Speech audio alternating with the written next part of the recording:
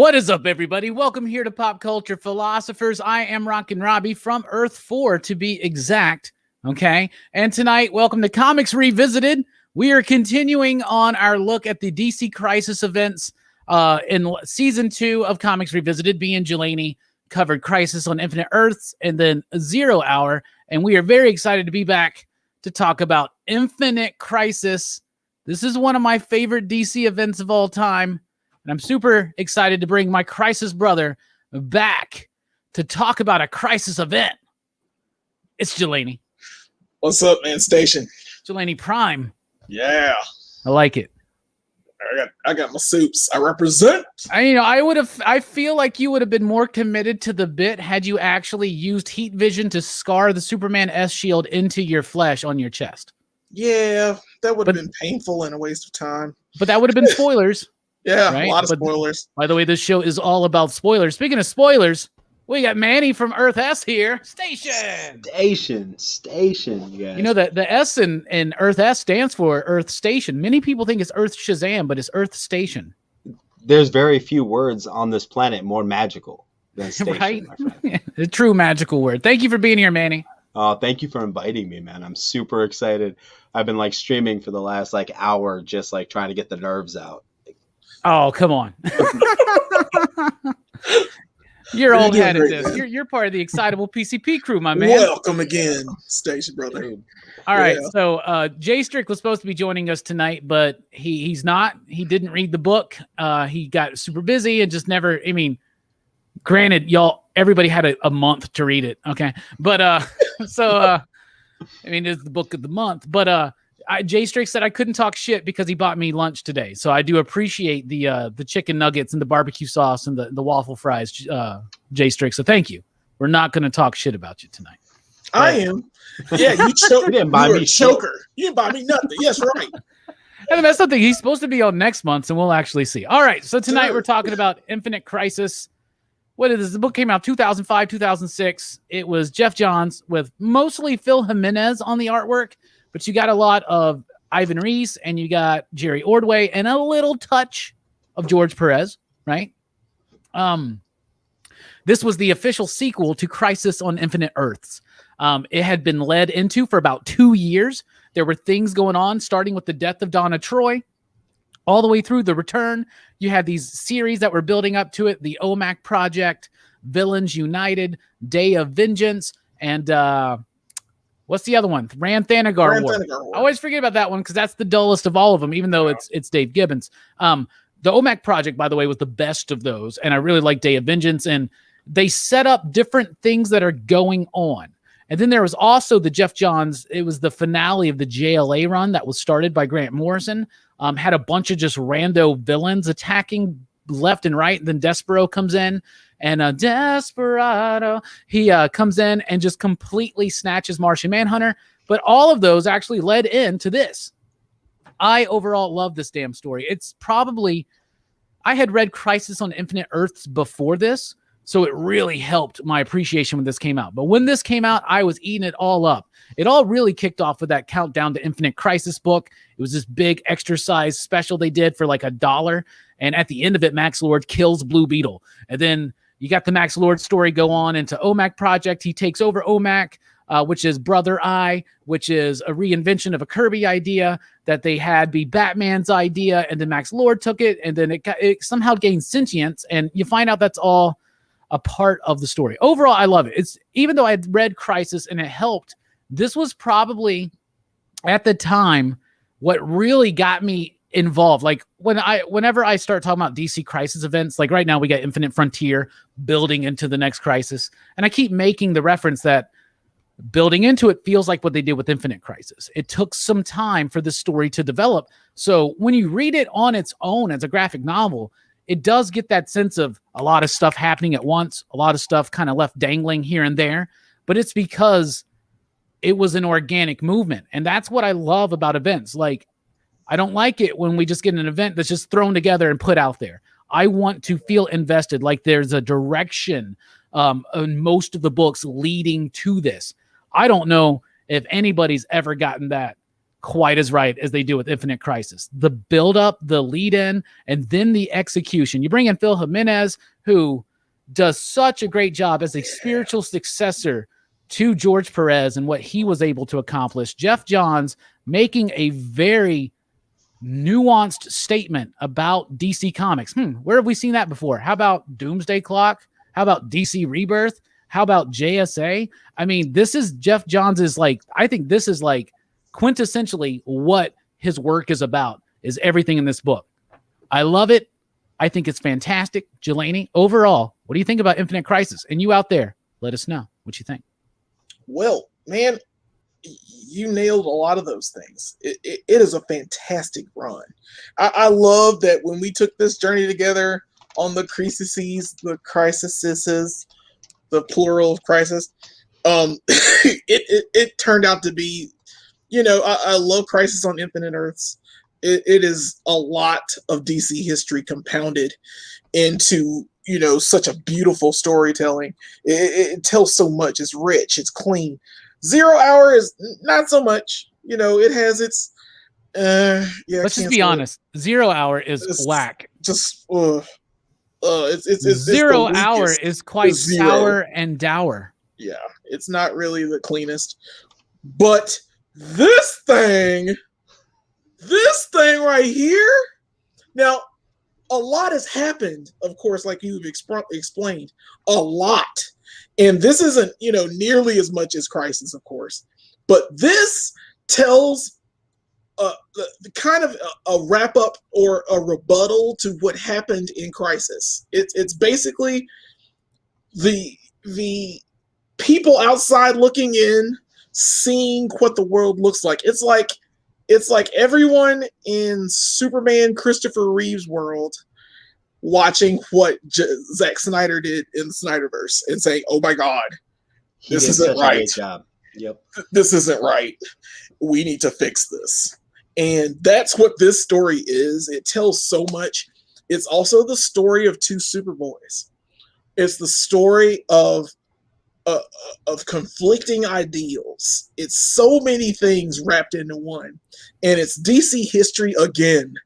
And it shows you what's happened so far and what it builds to the future, which was the New 52. But it gets there. It's on its way.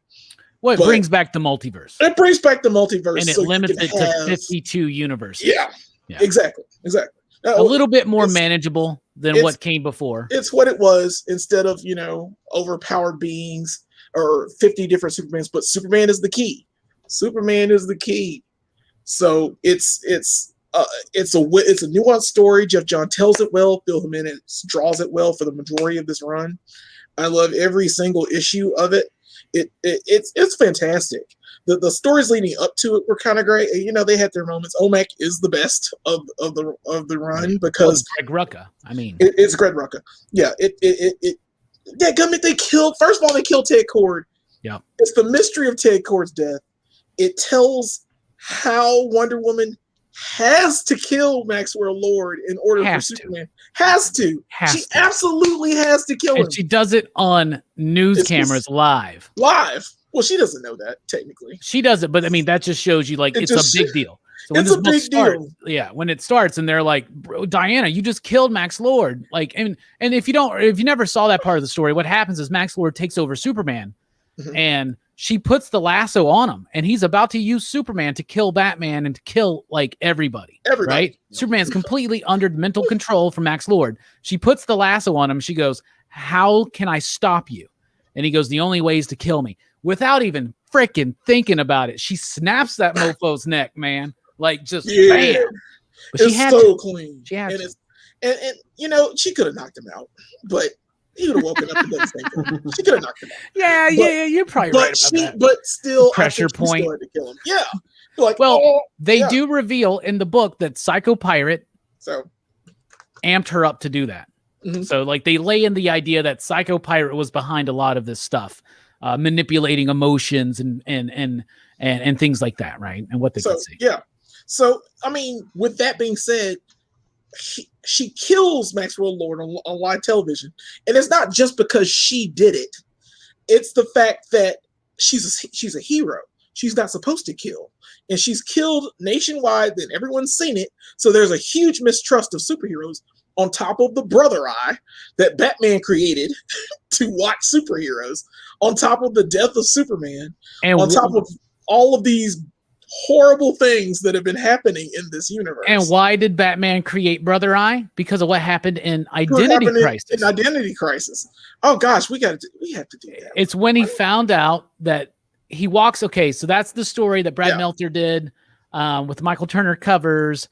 Rags Morales did the artwork, and it's not a crisis event necessarily. It is by name, but it's not an actual crisis world event. Not multiversal. So in that one, Sue Dibney gets raped and murdered by Dr. Light. He finds out a lot about who the heroes are, and they mind wipe him, right?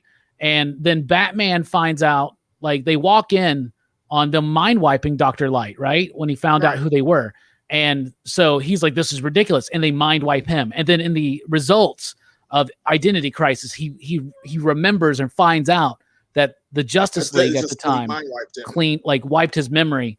And so now he's like super distrustful. They don't trust Wonder Woman, and Superman's just in the middle, and he's failing to inspire hope. So it really starts in a dark place, but it's not a dark place where it would be like if they did events today. Like, we're not going the DC versus Marvel stuff, but like nowadays when Marvel does an event, it like the build up to it is like nothing. Like it just happens. Like Empire. It just, here's a one shot. Here's our thing. Yeah. The way that this was built up to get to a certain point of the fracture of the relationship between Diana, Bruce, and Clark is fantastic. And that's how you do a crossover. That's how crossover works. And DC, I give you a lot of crap. And I don't do as much as I need to read these books anymore. But I was deep into this. When this came out, I was issue to issue. We all were. It was huge. Yeah, it was huge. This was the shit, bro. Deal. And I was like, oh my God, I got to get every week. I was about this life. And so I really appreciate this story. I love those Jim Lee covers. I forgot that they're in this trade. Jim Lee. The other covers too. The other covers. Their great colors are great. George Perez as well. Like that one right there. Oh my God. They're gorgeous. Oh yeah. Jesus. So many splash pages, so many beautiful things, but I love this out of Phil Jimenez. That Superman. That's one of my favorite. That's one of my favorite Jim Lee covers for some reason. Jim Lee cover is awesome. Can't quite figure out why. But I don't know, man. I don't know what to tell you, dog. Good stuff. Good stuff, man. But great book. Beautiful, beautiful storytelling. Manny. Yeah. What are your overall thoughts on Infinite Crisis? Obviously, me and Jelani are big fans, and we were there. Not to be like Chris Claremont, but young man, we were there, and it was exciting. No. I liked it, but here's the deal: when I read Infinite Crisis the first time, it was somewhere between 2005 and 2008 because I was working at the mall and I was going to Borders Books and I was just reading stuff. It takes like halfway through the book before it starts making sense if you don't know anything that's going on. Because like the first 4 issues, there's a lot of shit happening. And then like after, probably in issue 4, it's like when Superboy and Superboy-Prime are fighting. Like that's like when you can start really following the story if you don't know anything about it. And then it's really, really good. It's very thought-provoking. On the reread, I appreciated it a lot more. I wish I would have read all of the stuff leading into it because even now for this, I read Infinite Crisis again, and then I read OMAC, and then I read Countdown. Those are the only 2 that I knew of. Like I didn't know about the other ones. And yeah, taken as a whole, this is amazing. But if you're a new reader, that can be a little intimidating getting into those first 3 issues. Just like Crisis on Infinite Earths, man, it's a lot. You gotta love some DC to get into it.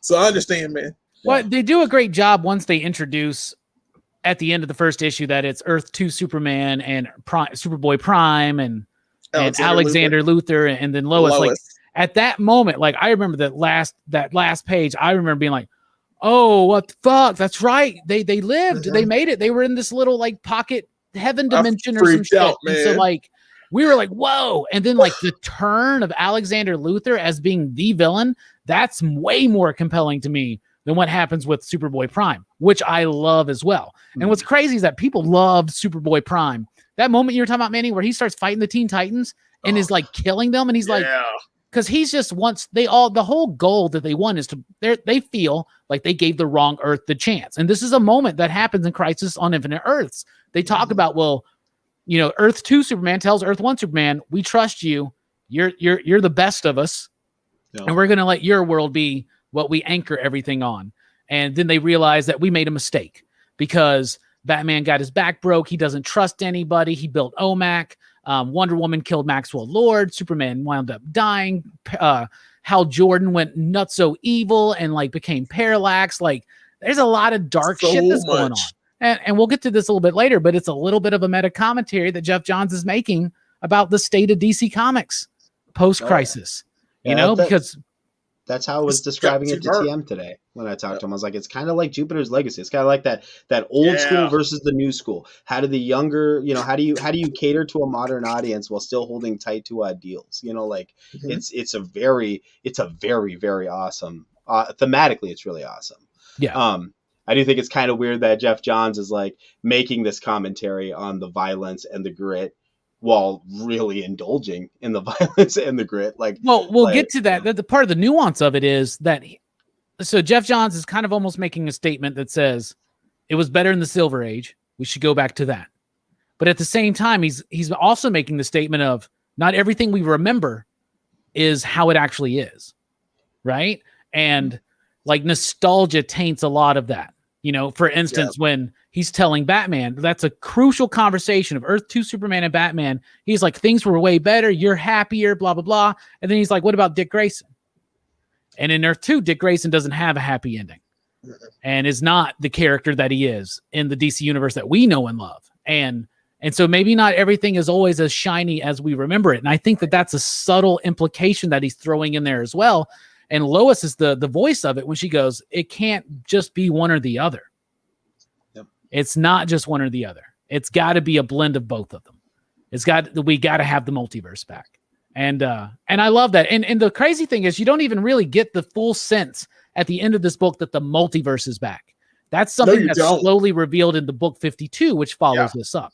And surely we'll do that one day here on Comics Revisited. So we've talked a little bit about the story already. So it's basically Earth 2 Superman, Alexander Luthor from Earth 3, and Superboy-Prime. And then, of course, Lois is tagging along there, old school Lois. Some really great touching moments, too, with her, especially after her death. And they're talking about how she was, and they do like the classic art. So they show up there like, we picked the wrong Earth. We're going to take it over. But there's really it's really a plot by Alexander Luthor to recreate the multiverse and find the best world, the perfect Earth, and make that it. And that's what he's manipulating everybody, including Superboy-Prime. And he just kind of writes Superboy-Prime off, who ultimately becomes the main villain and the main threat that continued to plague DC for a few years. And what's really crazy is that we loved Superboy-Prime when this first started. And then over the years, people really started souring on that character, and they don't really like him. They're like, oh, he's whiny and he's silly. Bruh, Superboy-Prime is 100% the complaining fan. Yeah. That's what he is in this book. He's like, he is very meta. If you have if I had what you have, if I had a girlfriend, Connor Kent, I would be the better Superboy, And it is the tale of two Superboys. I love it. It takes this immense complexity. And even if you don't know the history, like me and Jelani joke about this, and we said this when we did Crisis, if you don't know anything about the multiverse or DC history, when you read Crisis, once you make it through, you know a lot more. Know it. I say that about the Avengers history with Avengers Forever, which is starting to gain traction now. All of a sudden, people fucking remember Avengers Forever because of Kang and Loki. Whatever. Okay. Yeah. But that book's great. It's the same type of thing. Very dense. And when you come out the other side, you've gone through a trial and tribulation, but you come out a lot more knowledgeable. You find that wisdom. That's what Infinite Crisis, though, is a lot simpler. It is a simple story, told in a complex way, but not nearly as complex as Crisis on Infinite Earths. That was 12 stories. It dealt with an infinite multiverse and had to try to collapse it down into one. This is basically just taking the idea of that Crisis happened. Those dudes are back. And if you haven't read that, they really do a good job very early on. Once Earth 2 Superman shows up and is explaining to Power Girl where she comes from. Like, they just explain everything. And I think they do it really nice and concisely.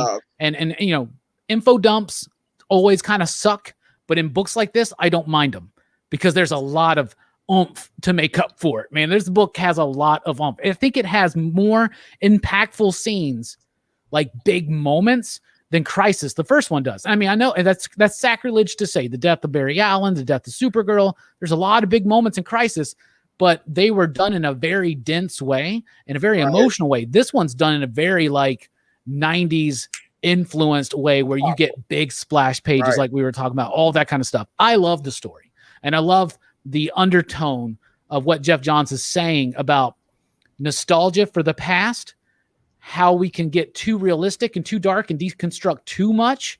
And he continues this even on into Doomsday Clock is basically the same thing, and 100% pointing to Watchmen for being the change that really happened to make things like darker. But it did happen before that. I mean, we can trace it back to even some of the Bronze Age stuff where Speedy is shooting up heroin, things like that. So, Jelani, what do you think about the story overall? Yeah, the overall story is fantastic. So it's like the crux of exactly what you said, of the old meeting the new and the judging between the two. It is the judging, and it feels like I don't think that the people that were in the bubble, I think they should have been able to come out. I don't think that they should have stayed together like this. And I know throughout the other books leading up to this, like Alexander Luthor and Superboy were like out causing all kinds of shit. But it's just the fact that they were judging and slowly going insane at the same time in this bubble, and how they judge this world, which, I mean, rightfully so. They had their problems, but the overall story, the way it's crafted, the way you think that they want to help. And especially with Earth 2 Superman, who is like, he can't tell a lie. He can't, he's basically the Superman of the Action Comics. He is that virtuous Superman. He's just blinded because he's Lois blinded is dying. by it, and Lois is dying, so he's manipulated easily, and he's just taken over by Luthor. So, I mean, the plot of it, the characters that started, the catalyst of it, they do well. I think the mistrust in the world and the mistrust in the Justice League also plays a huge part of this. I love how the Titans are involved. I love how it's old school, new school Titans. Freaking, it's I don't know how they called them all to fight Superboy-Prime. I have no idea. And I love the fact that Superboy-Prime. By the way, I love Superboy-Prime. I don't know how people soured on him, but he is freaking awesome. I read Superboy as a kid. Like, some of my early comics in DC were Superboy comics. He was the only superpowered hero on a station on his Earth. His planet was obliterated. Krypton didn't explode. It was obliterated. It fell into a sun. So it's basically like gone. So there's no kryptonite. He has no weaknesses. He's not powered by magic. And Earth Prime was meant to be our Earth. He's our Earth. Yeah. So so it's our Earth with this Superman. So it is the fact that he came from that world and he lost all of it, and he's sitting in this bubble and losing his mind slowly, and he's like, I should be better. I should be better. I am the better Superboy. So I was meant to be Superman. And what I love is he blames others. Like when he's killing the Teen Titans, he keeps saying, "Why are you making me do this to you? Yeah, you're making me like you. You're making me just like you, dark and tainted and evil. Like, I don't want to be like this. I want to be awesome." And he commits to the bit by the end, though. He does. He does. Like, he knows who he is. I just buy it. Here's some scenery, man. The one weird stretch for me with the Superboy-Prime stuff is like, I get it. So the Flashes show up after he decimates the Teen Titans. The Flashes show up. They run away. Wally West disappears for a while. Jay can't keep up with it, and then Bart has to do it, and Barry pops back up for the first time really ever in a while, and like, it's like, don't worry, I'll help you. And it led to this whole weird Flash sequence. They always feel like they got to kill or take a Flash off the board with a crisis event or do something major there. And on this one, like, Bart comes back as he's a little bit more older, and he is the Flash for a bit. He had like a run that was like 12, 13 issues, and it it was kind of mediocre. But then in the time before Superboy comes back, he somehow it just has the idea, and Superboy does not come across as very intelligent. No, in this run, but he's able to craft a fucking armor. But he learns Japanese in the comic book. I was getting to this. Superboy learned Japanese from reading a translation book when he flew to Japan. So he flew to Japan, didn't understand the language, read a book on it, like with his vision, so somehow learned it. Somehow, after being lost in the Speed Force, he pops out, reads a book, and builds an anti-monitor armor that's going to feed him direct yellow sunlight at all times. Superman is intelligent. Superboy is intelligent as well. The way I figured it is when he was working with Alex to create that tower out of the corpse of the anti-monitor. Like, I figured that's when he figured out how all that shit works. Exactly. That's the only way in my mind to. But you are, I get what you're saying too, Robbie. That's what I figured. He's hyper intelligent, so he gets it, but he's just whiny. He's a boy. He's a child. He's like what, mentally 16 or 17. So he's just there, not there. And I love that story. I love the way that they made him like twist into this evil thing, because I expected Superboy to just be, I'm Superboy. I pull plants. He's just that he's so OP we can't use him here. But now he's like so OP and crazy. It's just it blew my mind when I read it the first time. It blew my mind that Barry Allen came back. There's a lot of things in this story that just wipe me, just blow me away. Yeah. I know we're getting our favorite moments, but it's so many things to go over, because it's told in a dense way but very poppy. So it gets me involved with it. I suggest anyone to read it, because if you're a DC, I should say, if you're a DC, if you're hardcore DC, or if you're in DC and you want to dip a toe in, this is a great multi-level event to get into because of this story. It tells it so well. It's I don't know how to explain it anymore, but it's beautiful. Hell yeah. And I would encourage you, if you want to get into it, to read all the stuff that leads into it. And I don't know, maybe the omnibus has to have a lot of that stuff in it, right? In order to justify the omnibus, right? So I don't know if it's still in print or whatnot. Speaking of still in print, Manny, what do you think about the story? Well, it's ironic, because the way I read this was stealing print. I read this on DC Infinite. Well, I guess I didn't steal it. I borrowed somebody's account. No, I'm just kidding. I have my own. Sure. but reading, the story for this, one thing that I think it does really, really well, because as I said, coming into it as someone who's only really been reading comic books hardcore since March of this year, coming into it blind like that, the intrigue in those first 3 issues is written really well. The mystery pulls you along. Once you finally get your footing and get your feet under you, you're able to walk through it. And I think it's a testament to how they unravel the story in those first 3 issues. So I really appreciated that. As far as the story goes and how it all plays out at the end, I think you're both absolutely right. The stand-ins for the audience, the fact that Superboy-Prime is supposed to be from our Earth and he's a stand-in for us, bitching about comic books. I think that's brilliant. I love the fact that Lois Lane. Well, I don't want to get too much into theming, but I love where Lois Lane fits in thematically into the story, and how that speaks a little bit to us. She is the anchor for this Superman. The old way of thinking. She's the anchor, and she's dying, and there's nothing you can do about that. She's gotten old. That's old-fashioned thinking. Superman is tethered to that. His entire existence is hinging to save on the Lois. fact that he's thinking about how I'm going to please this old school mentality that is dying out. And I think that there's so much to be said about those little tiny things that are woven into here, and they don't beat you over the head with it. There's no preaching in this book. You get it from real character moments, real character dialogue. Everything fits.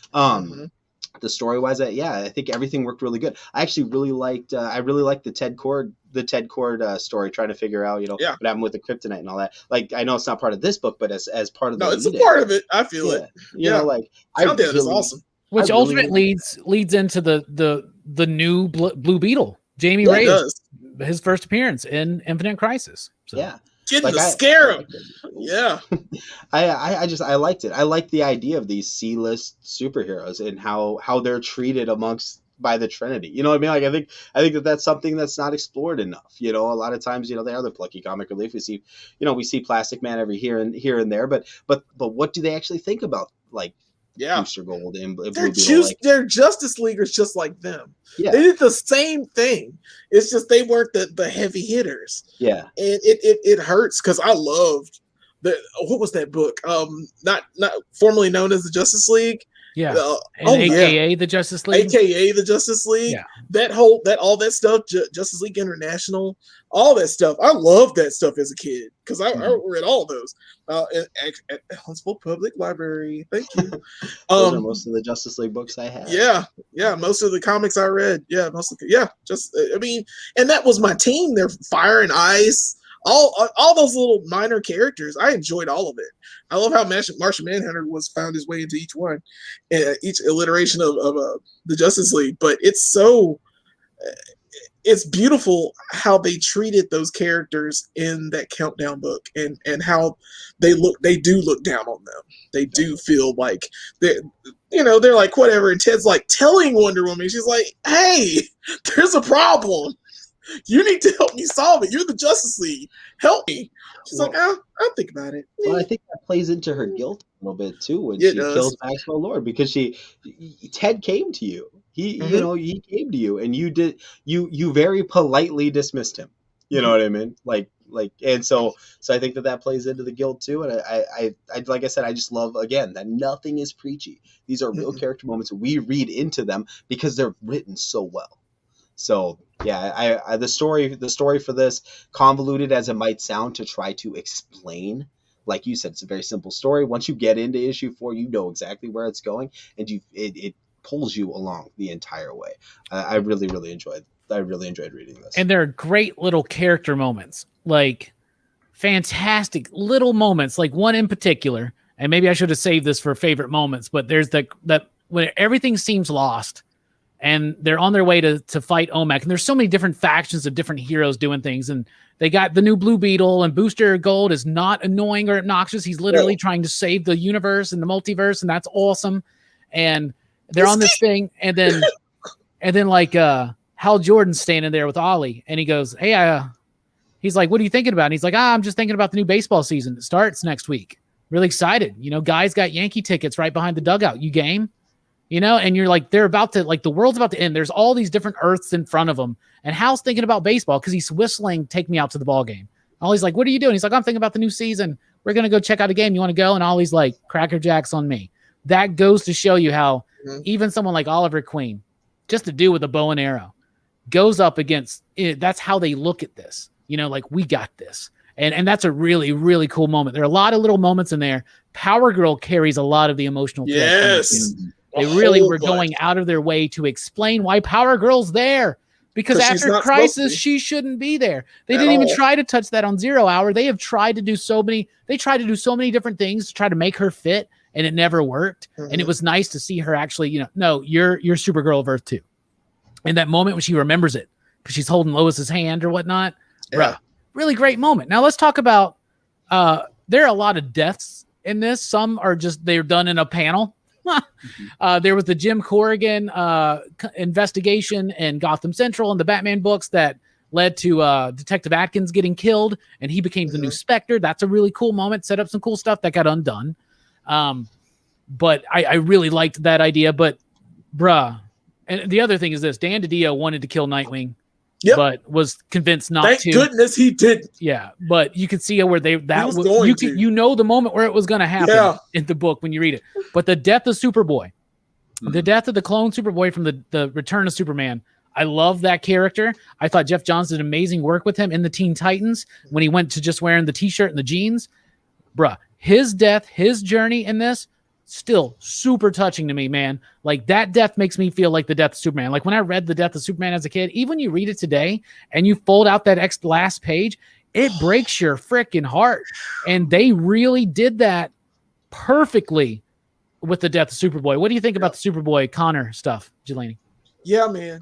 that's the depth that impacts, man. I told you this is Tale of Two Superboys, and this is one of the Superboys. Connor Kent went through a lot of crap and decided he wasn't going to be Superboy anymore.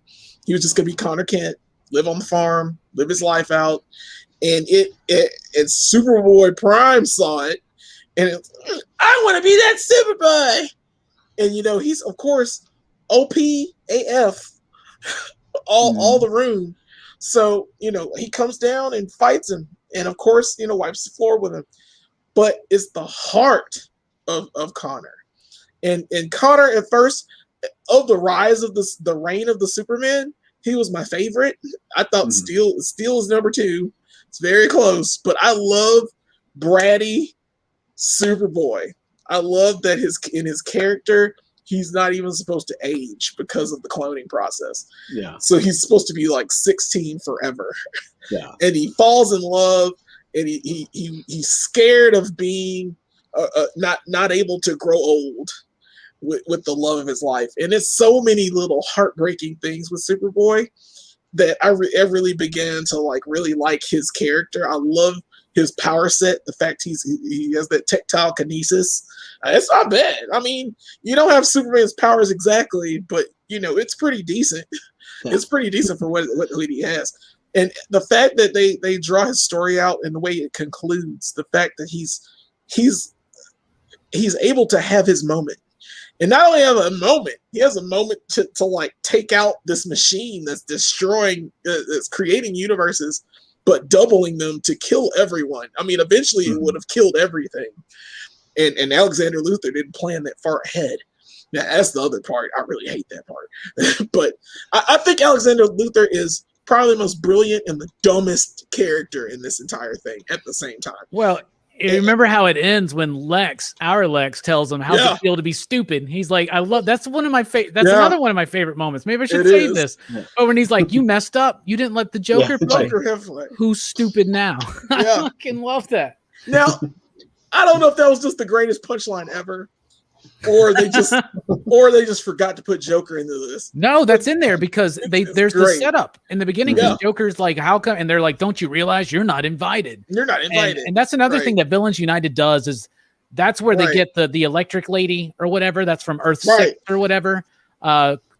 Lady Quark. Yeah, right. Lady Quark. She's the first. Her world is like one of the first that dies of pariasis. Yeah, but she leaves. I mean, she survives. She survives, and then the breach stuff that's done in Villains United. So it's a really cool stuff. The way it's all kind of tied in together. It is kind of funny that it went out like that though. Yeah, it's great.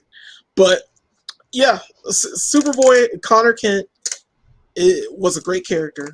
I mean, they brought him back, didn't they? They brought him back in Final Crisis. It was Geoff Johns. Oh, that's right. That's right. I think it was Geoff Johns, and I think it was Phil Jimenez. It was the Legion of Three Worlds. They used the Kryptonian chamber or something. It's the exact same. Yeah, it was the exact same thing that brought Superman back to life. Yeah. But it took 1,000 years, so he came back to life in the Legion time. Legion time. Okay. Yeah. So it was done. It was actually well done, and I'm pretty sure it was Jimenez that did the art in that too. Yeah. Maybe I'm wrong, but it was Geoff Johns. People know in the comments, but they're in the comments. Yay, that's why we have live streams. But good times, man. It was he's such a great character. I mean, there's so many cool deaths though.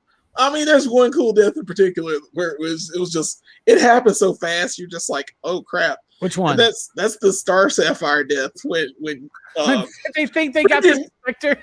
Yeah, they got the Spectre came back. He's like, Star Sapphire, you've killed all these men, and when you kill them, you get all of this. Now your vengeance is upon you. Whoa! That was straight up Geoff Johns taking her out so he could redo Carol Ferris as yeah. And that's I also like the Psycho Pirate death when Black Adam just boom, no more silly faces. Black Adam's another character that was super badass in this because he's part of Luthor's society. They betray him because they can't get a Marvel guy because they gotta have somebody from each of the surviving universes that merged into this one. And when they let him out, it's is Black Adam on our side now? And they're like, hell yeah, like whatever. And then somebody, I don't remember who it was. Was that absolutely necessary? And he goes, yes, it was. Yes, it was. That was the start of Black Adam's rise to being badass. It was in JSA. and then through this, and moving like, on to this. oh my goodness, like It's if that Johns. movie with The Rock is good at all, it's because of Geoff Johns and the what he did with that character. What do you think about the death of Superboy, man? I thought the death of Superboy is really well done. I like that they get the rematch. I like that he gets to die a really glorious death. You know what I mean? It's like, aside from, he doesn't get his arm ripped off or just punched his head off or anything. Like he gets to go out like a soldier, man. Like a chief. Yeah, like he had a flash death to me. Yeah. I think he had a flash death. That is the death of Barry Allen. The Barry Allen, and then the death of Lois is the equivalent of the death of Supergirl. Supergirl. Yeah. Mm-hmm. And like I keep saying, when Psycho Pirate's involved, it's a real crisis. There was no Psycho Pirate in Zero Hour. Nope. Not really. So, yeah, think about that. And that Infinite Frontier special files thing that came out, the Dan Waters story where it was Psycho Pirate and he's like, I know the secret to everything. And then he's inside the word dark side is. I gotta read that book. I gotta write it down. Oh yeah, but you don't really like Dark Side, Manny, so don't worry about it. It's not that I don't like it. He is, bro. Just okay. He is. So that's what I told Herm that recently. I was like, I ain't saying shit about Dark Side ever again online. Nowhere. But Connor goes out like a champ. Now I know Connor from Young Justice, the cartoon show. That's like my main knowledge of him.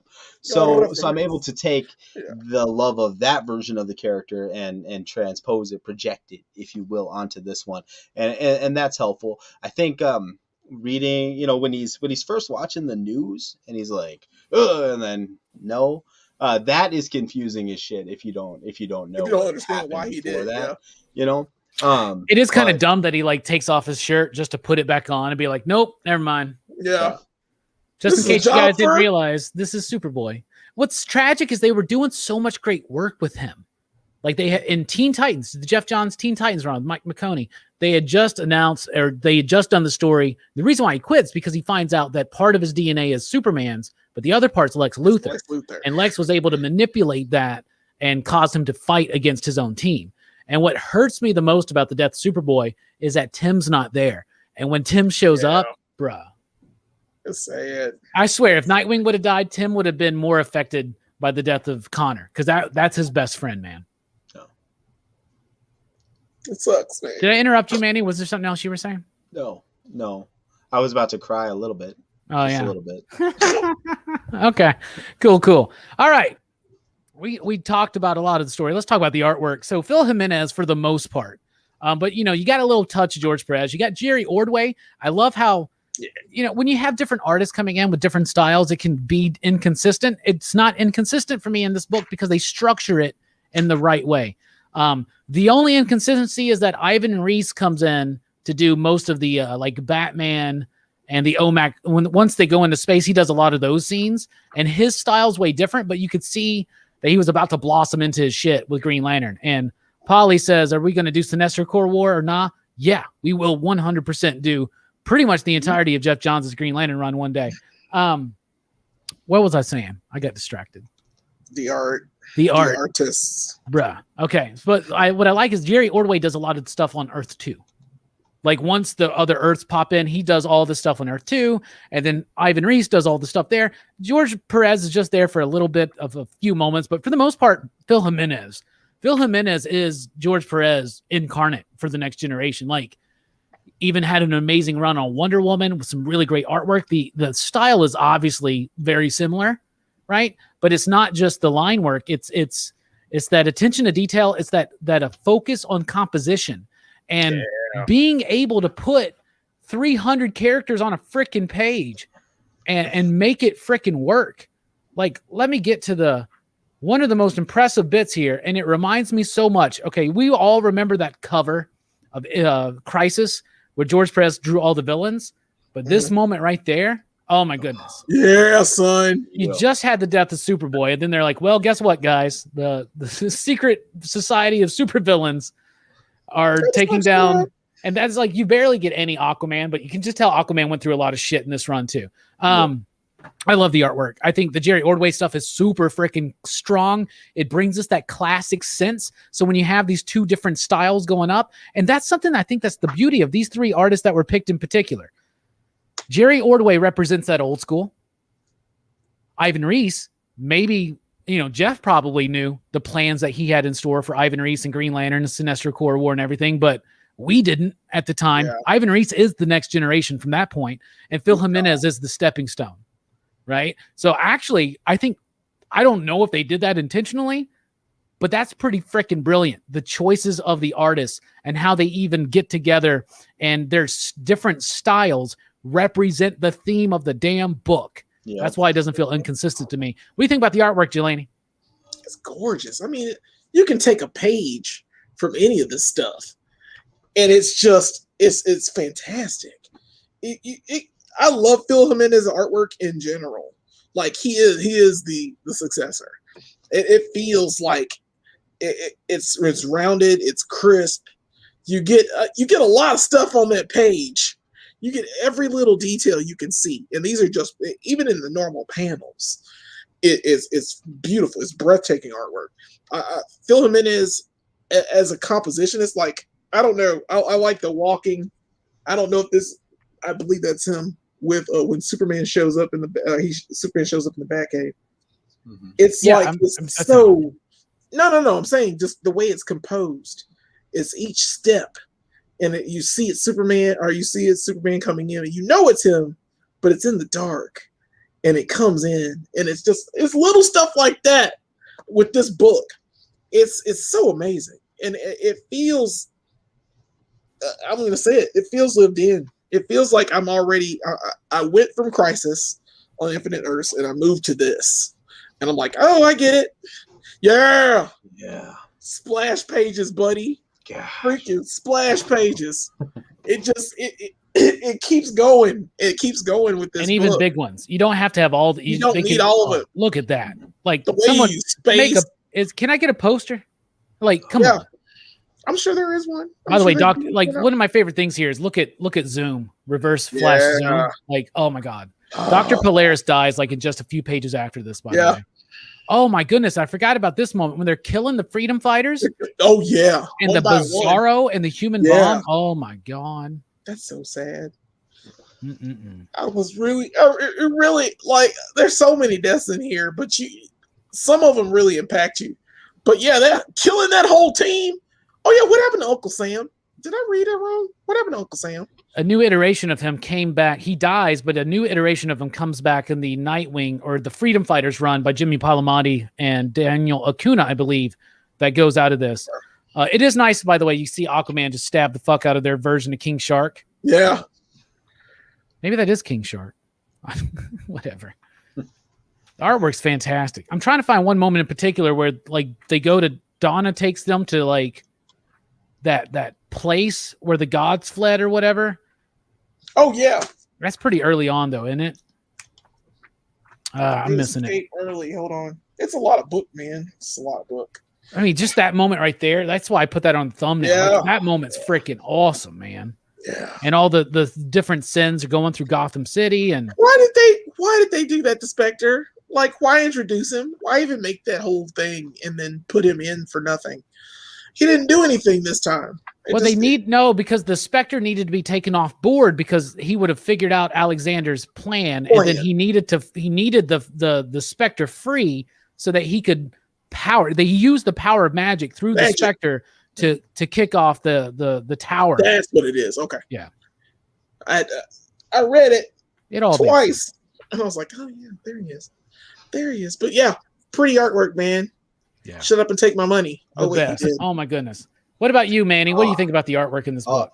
The artwork is amazing. Now, you guys were talking about artists changing and noticing the styles. Now, I'm a little too green for all of that. The only place I really noticed a change in the artwork was when they showed like Earth S and the Bizarro world like that. Those pages, like those look like old school comic books. Like, you know what I mean? Like that shit changed.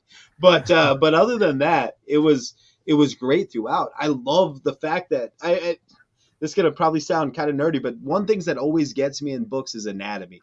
Like when heads and shit are too big. Like I'm constantly making fun of the new Alien book because LaRocca drew himself as a fucking Funko Pop.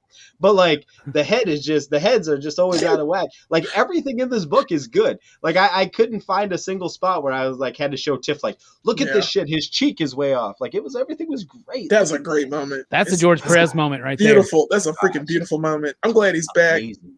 Yay, Barry. Just amazing. Like, yeah, just great artwork throughout. It's moody when it has to be. There's areas of really, really black areas in the book where they weren't afraid of shadow, and I love that. I love it.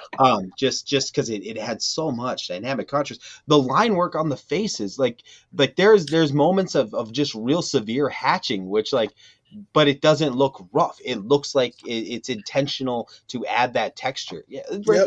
Like it looks all so of it. Yeah. good. So good. That shot right there, Robbie. That's one of my favorite moments. Superman when he throws action the freaking comics. car on him. Oh, Superman. Like, yeah. Oh, dude. It's like, it's so That's a meme. That's a meme right there now. Yeah. When something happens that hurts every version of you in the multiverse. Yep.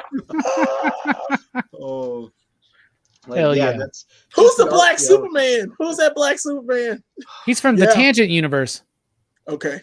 In the Tangent universe, yeah. Now, is it true that in the trade there are additional pages and the artwork is different than in the original run? Because on DC Infinite they only have the individual issues, but I've heard people saying that it's actually they added stuff or changed stuff when the trade came out. Oh, I didn't know. I haven't noticed that. Yeah. I have the original issues. I need to dig them up. Yeah. Like the gun sound with Batman when he has the gun. Nightwing died. Like there's like a gun sound. They changed that. They're just little stuff like that. There's some pencils for you. Oh man, look at that. Yeah, it's gorgeous. Look at that. Oh, that is George Perez. amazing. That's what I'm saying. Phil Jimenez nails it, man. Yeah, he freaking nails it. So yeah, no, the artwork in this is just amazing. This trade does have each cover. Yeah, like all the Jim Lee and the George Perez covers. George Perez covers there. And yeah, the Jim Lee cover for issue 2 with Power Girl, it's a favorite of mine for some reason. Yeah. By the way, if anybody's ready, tomorrow on Infinite Frontier number 3, the boob window's back. Boob window. Oh wait, yeah. Yeah, that's a great moment right there. I love this. I love the Omax. Yeah, that's so clean. Yeah, so much, man. So good. Yeah. All right. That's beautiful art. The great art from all involved. I love the different styles, the way they work together. Like I said, old school, new school, and the middle. And I love that. And Jimenez's artwork, especially with Perez being involved in certain bits, really anchors it all back into the Crisis stuff. And then we got some baller ass inking too from Andy Landing. There's a lot of inkers on this book, a lot of credited inkers: Jimmy Palmiotti, George Perez, Norm Rapamund, Ivan Reese, of course, Art Thibert. But art. Like Andy Lanning does the majority of it, or a lot of it. But they really put this together. 7 issues, oversized. It was a really great release. So let's talk about some of our favorite moments. We mentioned a lot of them already. So favorite moment, Jelani, what you got? Well, we did have Superboy, so I'm not going to use it. It's basically the return of Barry Allen. I like when Superboy-Prime is pulled away by speedsters. His one weakness, other than his arrogance, is his fear of speedsters. And since he has no weaknesses, the fact that the one death in Crisis on Infinite Earths that literally, when I saw it when I was a kid, because I read it in Books a Million as a children, and when I did, I cried in the store because I didn't understand it. I was like, why did he turn to dust? What is this? Why did he die? Flash is dead. It was awful. So for him to come back in that fashion and to pull that bitch into the Speed Force, it was gorgeous. I loved every minute of it. I loved the way that art was drawn. I loved him popping out. I think I yelled in the store when I got it. It was a great moment, and it's one of the finest I've seen in a long time, or at that point. From that point, yeah. Other than Connor Kent, dying. That was my other favorite moment in this book. Gotcha. What about you, Manny? Favorite moments in this book. I really like when Diana, throws her sword down when Batman's got the gun. It's a nice mirror to what happened with Maxwell Lord, right? And so as somebody coming into it as a fresh reader, like that's something that you remembered from the first one, and it really sets up that theme of trying to be better. I think that's really that was really impactful. And then there were moments where it was just captivating artwork, like when Superboy is wrecking the Green Lanterns, and the Green Lantern nobody likes with the cut off jean jacket looking thing. Like when he's flying around Superboy's just like, and like those were moments that like I lean forward reading, on my tablet, like I'm like, oh my goodness, like there's a lot of moments like that really catch up to me that way. Nightwing being one of my favorite characters, seeing him laying in a pool of blood was something that impacted me quite a bit more. Kill him. Gonna be. And then the two Supermen teaming up to fight Doomsday. I mean, that was another badass moment. That's like, fucking kill that dude. They took care of him in a page. Yeah, two Supermans can take out Doomsday like that, bro. Yeah, punch him. It was awesome. It was awesome. I really liked. There was just a lot of those moments, like you said, just a page, just an image that was striking enough to that you got caught up in it. Nothing filler, nothing where you get in that highway hypnosis when you're reading it. Where you get so much shit going on a page where you're not even paying attention anymore because it's just shit happening. That doesn't happen in this book. You see those little moments. You see all of that, and yeah, there's just. God, there was a lot of them, but yeah, I'm going to say that those were my favorites. So pretty much half the book that I just listed. Yeah, right. I'm going to agree with a missing link here and be like, when the Supes team up against Prime at the end, they fly him through that red sun because he's all like, "Oh, you're taking me back to where Krypton exploded. This kryptonite's not doing anything to me." And even though we know it's doing something to our Superman, because I believe that I'm part of Earth 1, I guess.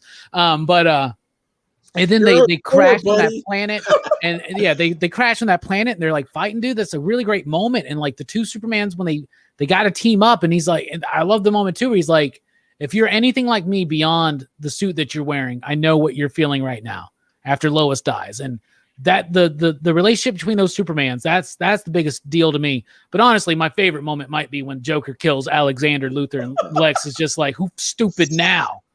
Like that's a freaking great moment. All right, what's this book about thematically? We touched on it a little bit.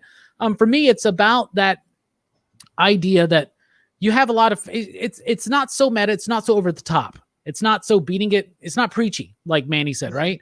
It gets a little bit more preachy in things like in Blackest Night during the tie-ins. Adventure Comics had Superboy-Prime, and he was literally a nerd on the internet complaining about things. That was a little bit too much on the nose, but this one does it in a subtle way that still feels like you're watching the fall of Superboy-Prime, right?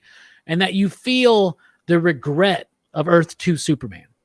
And the cause can be right. Okay, not everything has to be flashy in comics. Not everything has to be a big event. Not everything has to be a new #1. Not everything has to be a death. Not everything has to be a chromium variant cover. Like, we could just go back to the simpler days of telling good, fun, clean stories. But at the same time, like we mentioned already, that's a nostalgia view on the past, and not everything was as good as we remember it. I love Masters of the Universe, the original show. Go back and watch it. I dare you to watch 20 in a weekend. You can't do it. You can watch like one a week at best and like keep it up. Like, that's just the way it is. I love Saved by the Bell. Can I watch 4 episodes in a row? Hell no, not at all.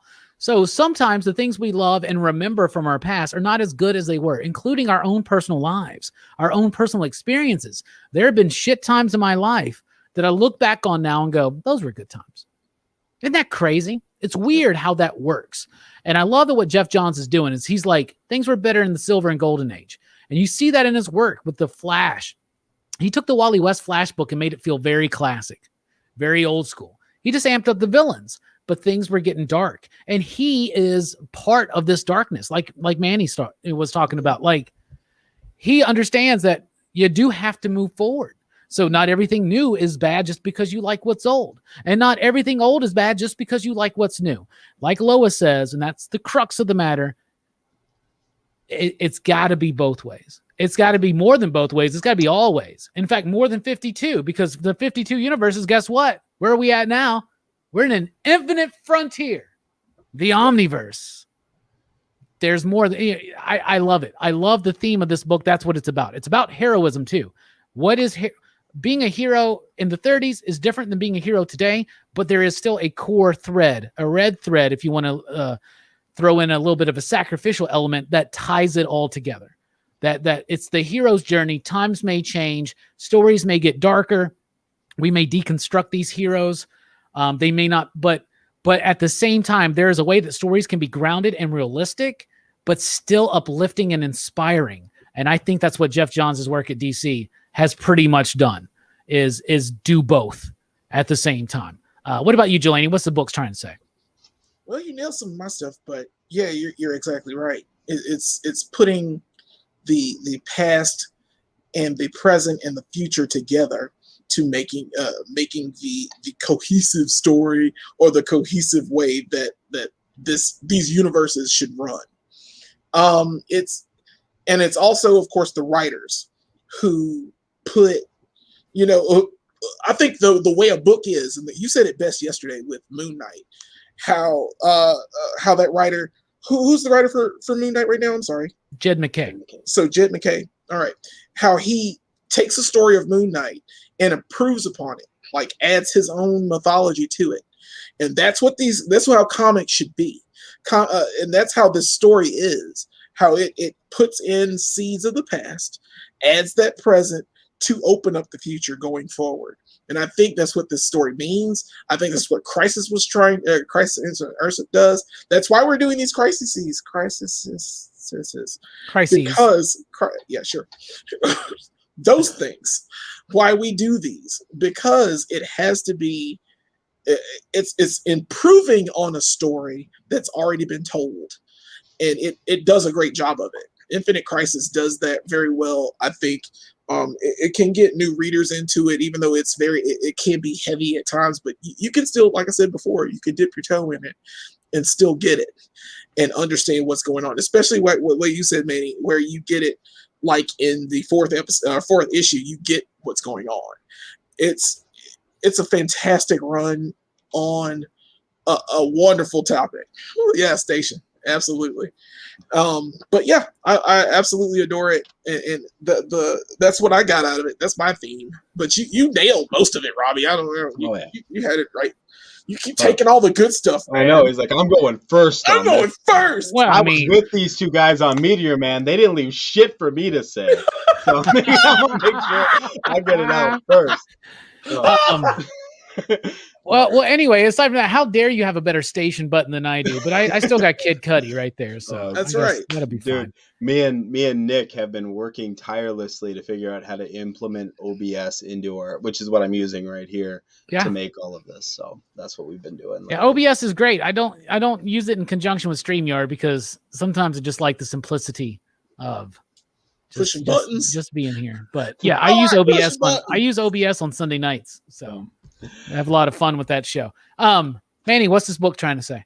Oh, well, we touched on it. I mean, I think a major theme that runs through this is one of inspiration. Like the heroes, Earth 2, Superman, Superboy-Prime. They're mad that their counterparts aren't inspiring hope. They're mad that they don't fit this mold. And again, like you said about your heroes and putting them on pedestals. I mean, there's so much to be said about that, about your expectations, tempering your expectations.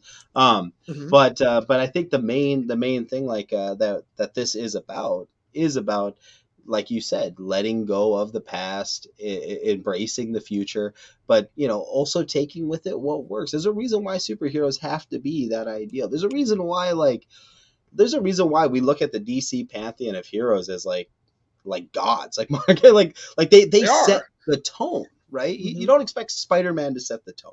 Spider-Man is a hero who goes through the motions, who lives just like you and I. These are ideals, right? And so. I'm trying not to repeat what's already been said. But it's I have to when Robbie exactly talks. what Robbie said. Exactly what Robbie said. dang. Listen to Robbie. We're past the crises. All right. There's been so many damn crises with DC. We're in cry oceans at this point. All right. We're past the crises. Cry me an ocean. but no, it's great. And again, I love the way that they use those characters to anchor those thematic points without beating you over the head. Like I said, the fact that Lois is that older aging out of the fan base, right? When she's gone, this is, where do you stick those old ideals that no longer fit in this world? They're dead ideals at this point. Like how does that play in? I love so much about what this book is trying to say. And before I fumble over my words anymore, I'm going to defer to you guys because you guys have killed it. We've all nailed it. We've all nailed it. And it's all of this and more, and I love that. If I had to say, if there's one character in particular, whose story is this? This is Earth 2 this is Earth 2 Superman's story.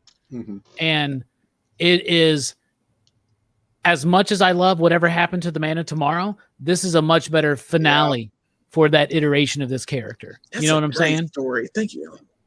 Well, the Alan Moore stuff is a little bit more imbued in the Silver Age, right? I guess we can say. It's the ending of the Silver Age. What this does with the Golden Age Superman, and they even mention it's this version of Superman in particular that it all seems to come from, and Geoff, explores this theme throughout more books. So let's talk about the legacy real quick. First of all, it brought back the multiverse, brought it back as 52 Earths in a multiverse, led to the series 52, which had work done by Mark Waid, Geoff Johns, Grant Morrison, and Greg Rucka. 52 was amazing. We will totally do that one day. It planted some more seeds that Grant eventually took and did Final Crisis, which will be the next Crisis event that we cover. It will be a few months away, but we are going to get into Final Crisis, and I do think we'll even get into some 52, because that's just an absolutely fantastic story. But it reintroduced the multiverse, which directly leads into where we are right now with DC. The usage of these characters and these ideas, Superboy-Prime's involvement, and just what Geoff Johns continues to do. I feel like he tried to answer or the questions and let me just say it this way. The challenge that was presented by Geoff Johns in Infinite Crisis on, can we make something old school, hopeful, and uplifting, as well as being new school, grounded, and realistic and dark? Look at Geoff Johns' work from this point forward. New 52 Justice League, I think, is his attempt to do both. And out of the New 52 stuff, his Justice League was pretty solid.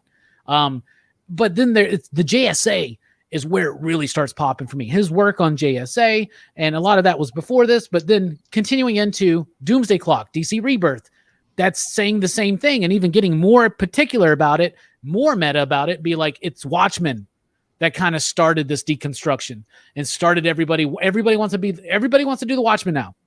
That's why it's crazy to me when people watch shows like The Boys or Invincible or The Boys, and they're like blown away, like they've never seen superheroes done this way. And I'm like, in the comics, they've been done this way to death for years. Yeah. So it's nice to get all of it meld together. So I think he even accepts his own challenge in his comic book work. What do you think the legacy of this book is, Jelani, to you?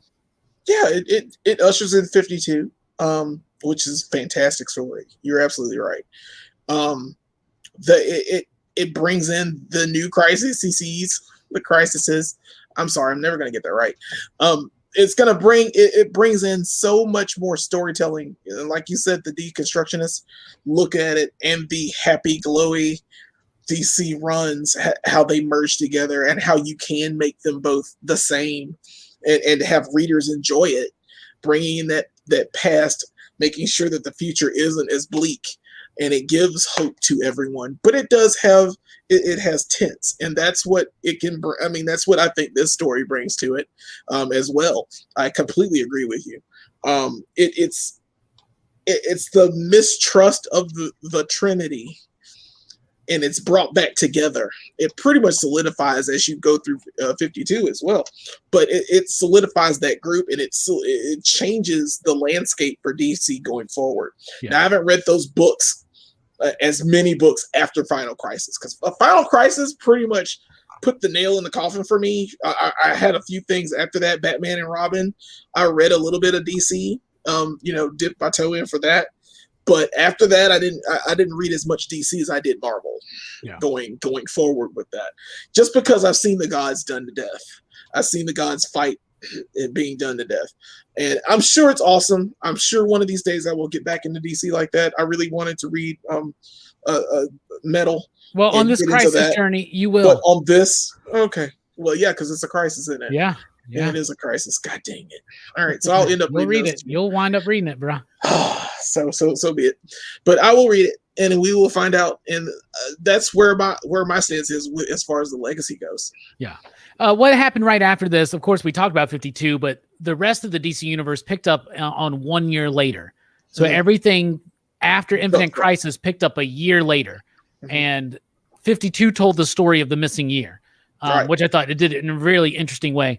And yeah, the Trinity, the Holy Trinity of DC is fractured at the beginning. They come back together at the end, but we know that they're going to be gone for a while. Superman's lost his powers because of his journey through that red sun. Wonder Woman's trying to find herself again, and Batman's trying to rebuild Batman by going on that initial journey again, but this time with his family. When those books came back, the Superman books were done by Geoff Johns and Kurt Busiek, and they were freaking awesome. The Up and Away story arc is one of my favorite Superman stories ever. It is so freaking awesome. It's quintessentially Superman. Up and Away. That was the 1 year later story. Batman Face the Face finally got rid of the dumbest thing in Batman Hush, which was a run filled with dumb things, which is where they fixed Harvey Dent overnight. That fixed that, and that's a great story by James Robinson. Face the Face Batman. The Wonder Woman story by Alan Heinberg, it's okay. It's okay, but it was the first time I had read Wonder Woman in a long time and was getting excited about it. What's the legacy of this run to you, Manny? Well, considering that I read it and then I didn't read again for quite some time. I mean, not consistently. One thing I can see is I can see fingerprints of this on current books, right? There's that embrace of. There is that embrace of the violence and the grit that was here. Like when I think about old books, I don't think about that. I think about like exactly what Earth 2 Superman is, right? And so I see happy people. But what I really enjoy with this book is like the character work, and I see that carried through now that I'm reading DC. See, before you always have this idea in your head if you're a noob, if you're fucking normie, like you have this idea that the Superman's this Boy Scout, and that all the DC characters are these goody two-shoes, but they do a lot of really great character work in this, and you see that as you're reading more and more DC. You know what I mean? So it's like, and I don't know if that was prevalent in the Silver Age, but it's definitely from 2005 on.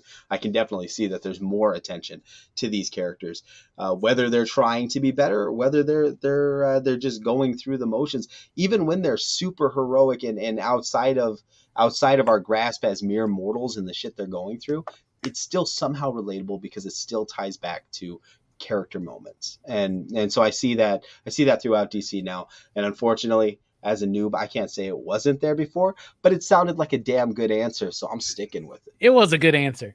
The other thing, too, is it really launched Geoff Johns into a position at DC that now, obviously, it seems a lot of fandom soured against him, and other people are still on board with what he's doing in books like Geiger, for instance. But there is a reason why Geoff Johns became chief creative officer of DC. Like 100%. There's a reason why they wanted him involved with the movies. The level of success he had there was nowhere near the level of success that he had at DC. And even today, his most recent DC work, Doomsday Clock, whatever the hell that is, and Three Jokers, I think pretty solid for what they are. Explorations on the theme. Maybe the theme got a little tired. Maybe people got tired of that, but Geoff Johns is obviously not quite at the heights that he was at, but I think he's doing amazing work right now with a book called Geiger. And if you don't read Geiger, you should definitely check it out. I think I think he leveled up as a writer doing this book because I really feel like he studied what Wolfman and Perez did in Crisis, the original. And I feel like he leveled up again when he really studied what Moore and Gibbons and what Moore and Bolin were doing in Killing Joke and then in Watchmen. So I think he's just a writer that keeps getting better. And I think he's one of the best. And yeah, that's part of the legacy too. So now it's time to rate the book. Out of 5 possible you digs, what do you out there in the chat, in the PCP Army, what do you give Infinite Crisis? Let us know in the chat. And Jelani, what do you give it out of 5 you digs?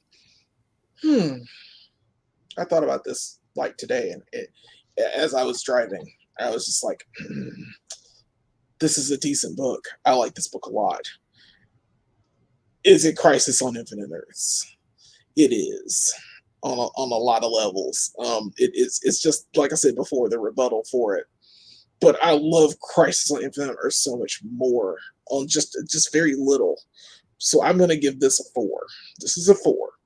You digs. I love this story though. Don't get me wrong at all. This is freaking fantastic. It brings out Superboy-Prime, one of my favorite characters of all, one of my favorite villains of all freaking time. Just because he's so whiny and silly and overpowered, and they should have done so much more with him in this book. But I love where he ends up. And I like that he gains a weakness in speedsters. It's just so cool. It's like they can just grab him and just push him anywhere. Well, He's ripping people's arms off. He keeps coming back. Superboy eventually becomes an internet troll, which is really funny to me. Yeah.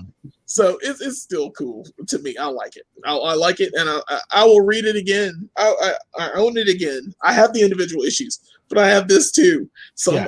I'm always picking this Jelani up. came in a couple weeks ago and he was like, do you have Infinite Crisis? I was like, yeah. I was like, don't you have all the issues? He's like, I don't want to dig them out. I was like, yeah, me neither. Yeah. So I'm just going to, that's why I got this a couple I got to years do that ago. for Final too, man. I got to do that for Final because ain't no way I'm picking those up again. Jeez. What about you, Manny? What do you give this out of 5 you digs? I would love to give this a 4.5. The reason I'm giving it a 4 is just because as a new reader, that's the perspective I have to bring, right? I've only been reading comics since March. As a new reader, it's a lot to take in. If I was reading the Omni and read the entire story as one big piece, I would need a fucking month. But if I was doing that, it might jump up. But if I have to look at just the trade, those first 3 issues are a lot to digest for a new reader. So I'm going to give it a 4 just from that perspective. Please don't let that sour anyone's opinion. If you think a 4 is a bad score, whatever. But you need to rethink some things if you think 4 is a bad score. 4 is a great score. It's at a 5, not. I just gave it a 4. Man. But I love this. Take this ride. It's definitely worth it, guys. I gave the first Iron Man film a 4, and that's what I base everything on. Is that the first movie I ever reviewed with a You Dig score? I gave Iron Man a 4. So there's a 5 and nostalgia contingent to it, right? I think that 4 is a very perfectly solid and probably the most accurate score for this book. I'm going to give it a 4.5 just because I am a nut for DC Crisis events, and my obsession with the multiverse and my obsession with Crisis events happened and started and really developed with this book. It's true. And I think that this is how you do an event. And I don't know if there's a single event that's a 5 you digs, but the closest I can think of right now is Infinite Crisis, and I'm going 4.5. I love this book. Amazing artwork. It really honors what came before, and it totally respects what's going on currently, and it blazes a trail for the future that had lasting impact. When we say that, oh, here's an event, it will change things forever. Bruh, this one literally, the DC universe is still a multiverse because of this book and what it was able to do and wrap up some things and fix some things that they wanted to change. They make all kinds of little changes. Wonder Woman was a founding member of the Justice League again. After this, Batman knew who killed his parents. It was Joe Chill. There were a lot of little instances things. Superboy was a real thing. Those were all taken out of Crisis, and it re-implemented some things that maybe were a little bit more classic, but it opened up a lot more potential with with what it did with the multiverse. So that's pretty much our review of Infinite Crisis. Perry's in the house. Perry! Hey, Perry. With super chat. So since we got the super chat, let's just run through that Joker video real quick. Love that Joker.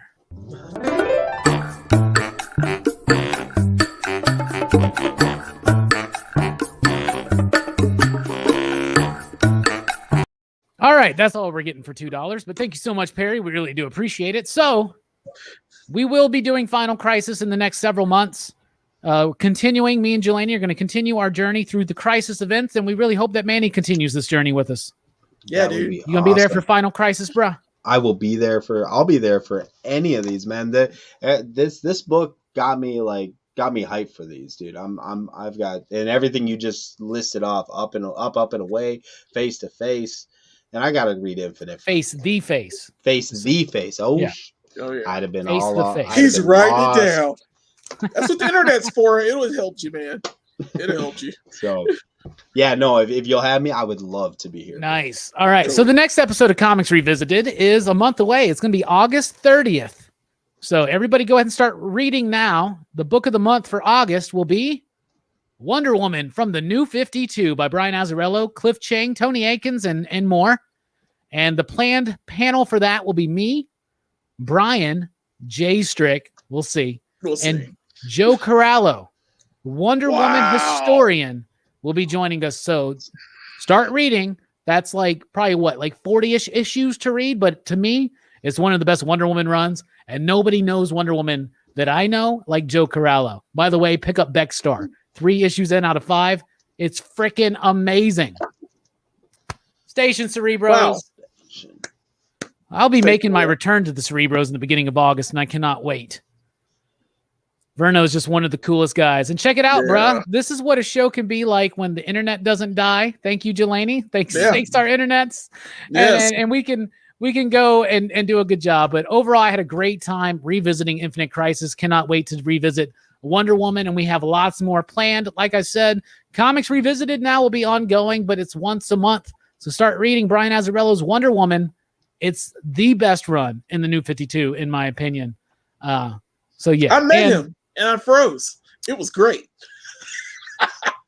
Oh, Brian Azzarello? Yeah. He froze when he met me. Yeah. I was there. I remember that. That was a good time. That was a good time there. That was a really good time. All right. Yeah. So next month, Wonder Woman from the New 52. But before all of that, join us Friday night for Point Break. Me, Jelani, Brooks, and Brian talking about Point Break, the winner of the PCP Army Action Fest Keanu Reeves edition movie poll. Very excited for that. Dylan's horror show this week is not about Bad Moon or Silver Bullet, but that's the image I have. But we are, in fact, going to be talking about Creep Show. So very excited for that. So thank you guys so much. There is a link down to Manny's channel, Chamorro Cienema, in the description below. You definitely need to check him out. Final thoughts? Manny, thank you for being here, bro. All the way from Earth S. Yeah. Earth Station. That's exactly it.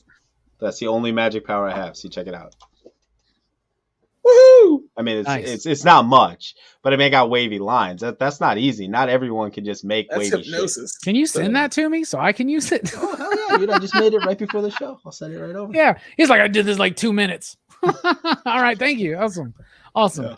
But yeah, check out Chamorro Cienema. What you got coming up? I know you got a big show on Wednesday, bro. Oh, yeah. Wednesday is nuts. We've got Tony Fleece. We got Trish Forster. We've got Bradley Golden. And we've got Justin Richards for comic book creators that are going to be coming on. We're going to be talking creative process. What are some of the rituals that we do before we create?